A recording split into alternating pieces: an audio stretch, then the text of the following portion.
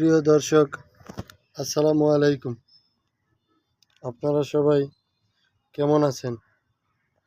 আশা করছি আপনারা সবাই ভালো আছেন। আজকে আপনাদের সামনে আরও একটি নতুন ভিডিও নিয়ে হাজির হয়েছি। অবশ্যই আপনারা এই ভিডিওটি শেষ পর্যন্ত দেখবেন।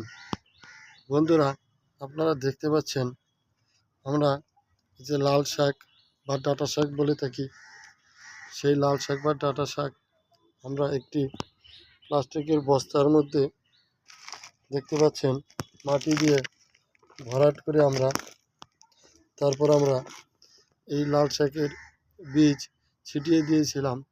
সেখান থেকে লাল শাক হয়েছে। এই দেখতে পাচ্ছেন আপনারা।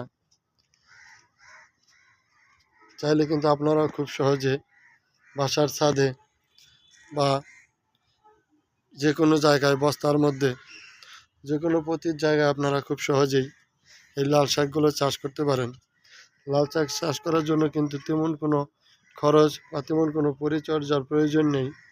শুধু আপনারা এরকম বস্তার মধ্যে মাটি দিয়ে ভরাট করে তারপর আপনারা যদি লাল শাকের এই বিচিগুলো ছিটিয়ে দেন, তাহলেই কিন্তু এই লাল শাকগুলো যখন একটু বড় হবে তখন কিন্তু আপনারা এটা শাক হিসাবে খেতে পারবেন।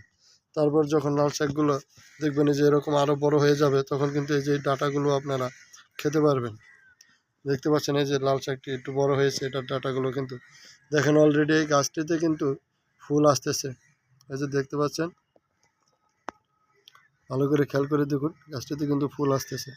তো বন্ধুরা, চাইলে কিন্তু খুব সহজেই আপনারা এই লাল শাকগুলো চাষ করতে পারবেন। যদি আপনাদের কাছে আজকের এই ভিডিওটি ভালো লেগে থাকে, তাহলে অবশ্যই এই ভিডিওতে একটি লাইক দিয়ে চ্যানেলটি সাবস্ক্রাইব করে দিবেন এবং বেশি বেশি শেয়ার করে দিবেন। সবাইকে ধন্যবাদ। আসসালামু আলাইকুম।